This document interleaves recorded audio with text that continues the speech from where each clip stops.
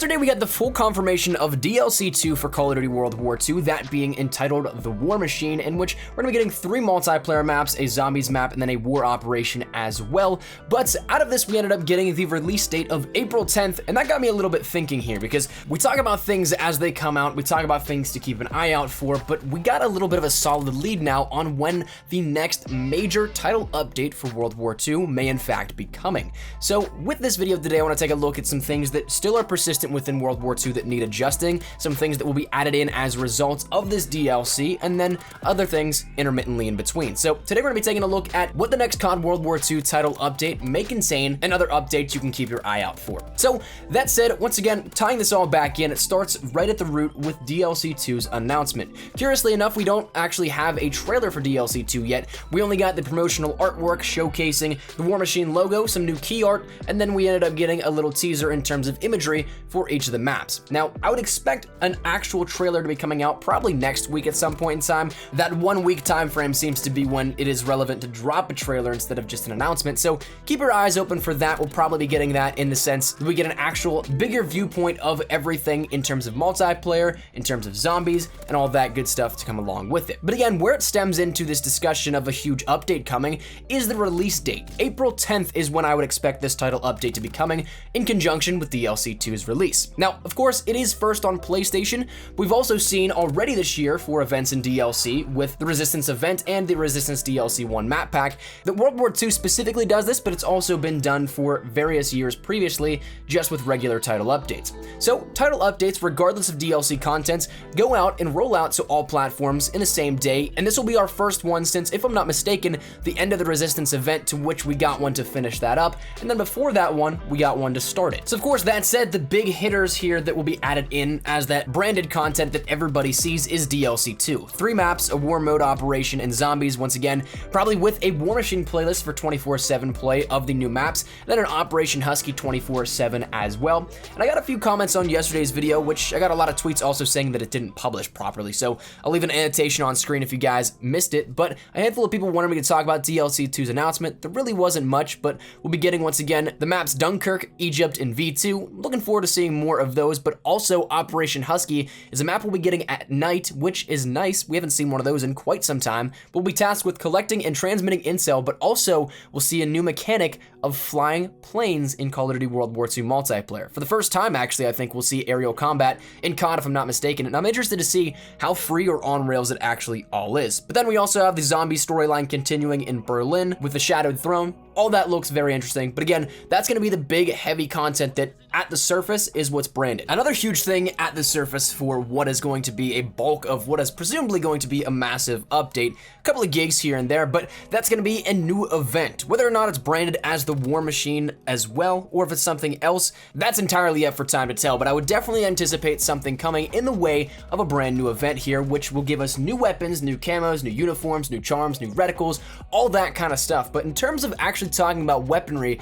because that's probably the biggest thing here out of this. We just saw the MG81 and the M38 added in with Shamrock and Awe, but as of the time of this dropping, it'll be about a month since that time has passed, so it's right around the time when we'll be getting more drops for DLC weapons. But the interesting part is we have no indication on what these actually will be.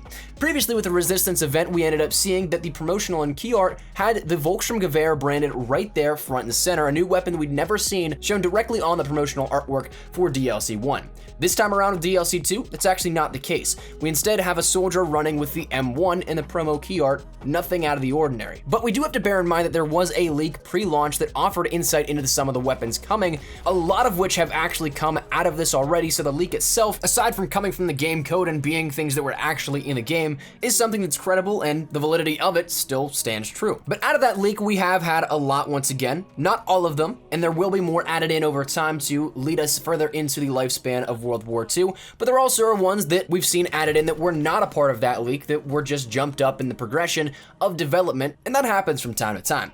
It's just the way the development works for the game with various assets, but we still have yet to see weapons like the Type 5, the M1919 Browning, the Arasaka, and the Winchester 94 lever action. So a rifle, LMG, sniper, and a shotgun still on deck, but of course, there's still plenty of other weapons that could come as well, on top of also the melee variants that are probably going to be coming also. One thing also that's interesting to just mention real quickly on the M1919 Browning is it's actually in the campaign, but we've yet to see it in the multiplayer. So that's already pretty much finished in development. So I guess we'll see, time will tell, but again, keep your eye out for new weapons. Now, as for camos, there once again was a massive leak pre-launch that gave us a bunch of different camos. I'll leave the links in the description below to check those out as well. I don't really have as easy a time describing them because, well, they're visual. Nothing that I can really relate to you in terms of, say, how I could with weapons, but also we'll probably get new uniforms, new charms, new reticles, all that good stuff that we've had and was promised as of one of the most recent blog posts as well, talking about how they're going to increase the loot drop rate, but also increase the stuff that is actually worth going for. And the final thing I'll talk about in terms of things being added in for an event is something I don't really think is going to happen, but it might. So therefore, I'm just gonna quickly mention it, that being the throwback stuff that we talked about in yesterday's video. The different basic trainings in the playlist might be coming at that point in time, but again, I'm not entirely too sold on that one just yet. But outside of that big hitter stuff, what else could we expect? Well, personally, I think we'll be getting a little bit of an update on some missing features.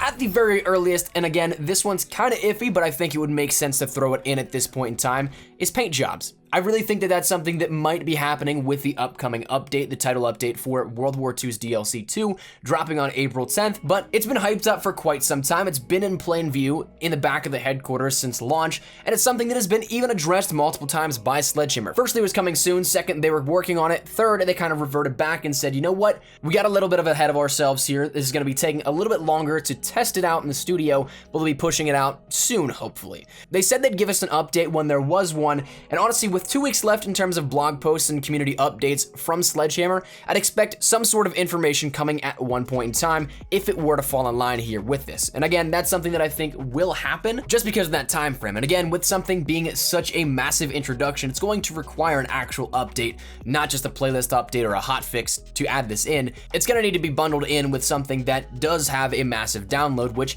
as we can see with adding in new content such as DLC and then a new event, that's something that would be perfectly bundled to go in on top of that. But then again, switching over a little bit outside of that to other features that may be coming is a little bit of an adjustment to the emblem gallery. Currently, we do have the emblem gallery where you can upload everything that you have in terms of your emblems, but it's a little bit flawed right now. Firstly, you don't have the ability to download emblems anymore. That was something that was taken out with Shamrock and Awe, whether inadvertently or intentional, it was taken out, so you can't do that. So if it's not fixed before then, expect a fix for this coming in the next title update, that you'd be able to download and upload your favorite emblems from the gallery. But also, they mentioned that they're going to be adding in with the next update, a trending tab and a recent tab for emblems as well, so that not only is it the people that are stuck on the trending tab stay there, those top 50, you also have the ability to have your stuff seen by simply a tab that only orders based off of the upload time. So you'll be able to see the newest ones throughout the entire community, all almost in real time, depending on when you refresh. Now, personally, I think there should be some sort of landing in between type of thing where there's a trending page and then maybe something that's a hot or top page, very similar to how Reddit does it, because there is stuff that will get flooded by simply just going to the recent tab. So I can't imagine that you'd end up getting traction on an emblem just from that recent page to catapult it to the trending page. But if there's a middle ground here between it to kind of filter out the ones that maybe say have 50 to 100 likes, I think that could work out to be a sort of booster for those that actually do deserve the recognition, but just don't have it because it's being flooded through every single new upload for the emblems. But keeping things rolling, I'd also expect the flak gun event to be coming. We've talked about this many times here up on the channel, so don't really want to mention it too much. The flak gun event, though, is something that has been held off since the initial launch of the game, in which that was planned to come at that point, but then with all the catastrophes that happened with networking issues and everything alike at the launch, that kind of got pushed back, but then it started to roll out to random people in random regions of the world. Not everybody has it, not everybody has experienced it, but some do have it and some have experienced it. So right now we're kind of just waiting in that limbo period before it's rolled out to everybody. So I'd expect that to be coming, again, probably something that will require a little bit more of an update to be tethered to rather than just a hotfix or playlist update. And timing wise, now's as good a time as any. Now, outside of new features, well, I'd also expect a bunch of tuning and fixes. One thing that really isn't all that much talked about, especially as of recently from Sledgehammer and the community basis in terms of those updates, is weapon balancing. Honestly, I think a lot of the weapons right now are pretty solid, but again, there are some that you guys may completely disagree with me on, and that's totally cool. But I'd also expect some changes to a few specific weapons. One of those actually being the Volk. Though I love it, it was rebalanced a little bit beforehand, but it's still a monster. I can still shred with this thing, and honestly, I don't want it to be, but I would expect it to actually be adjusted ever so slightly once again, kind of tailoring it to go in line a little bit more with the rifles in the category, because it still is, I think, head and shoulders above the other weapons. The bar and of course the FG42 are still stand out as well, but to me, I think the Volk is a little bit more versatile than both of those. Also, the MP40 was one that I was kind of curious wasn't readjusted already, but there was an adjustment to the fire rate to give that a buff, but then as of an update that happened about 2 to 3 weeks ago, it was actually something that was added in after the update went live and after the notes went live, in which Sledgehammer went back and said, oh wait, yeah, we changed the fire rate as well. We reduced that, nerfed that back to its original state. So I feel like that was partially unintentional, but I guess we'll see in time whether or not it does get reverted back, but I kind of expect it to go back up to that buffed fire rate that was readjusted as of 2 to 3 weeks ago. And also, I'd honestly expect some changes to the shotguns, because while I am not a fan of shotguns at all, they also do still feel a little weak in the sense of everything other than the combat shotgun. So if you're somebody that has to go for challenges or you like to go for shotguns, you might have noticed this as well, but those still probably could use some work also. But again, on top of that, we still have score streak updates that have been talked about for months now at this point. We did have an update once again from Sledgehammer directly saying they were working on score streak adjustments, but since then, all we've ever seen is the adjustment to the paratroopers, to which they ended up getting a little bit of an IQ buff, if you want to put it that way. They no longer spawn with shovels and serrated, and they also don't shoot at enemy aircraft, such as recon planes, to kind of waste the time that they're on the battlefield. If you call them in, chances are you want to end up getting some extra free kills off of it, so they're more tailored now to do just that.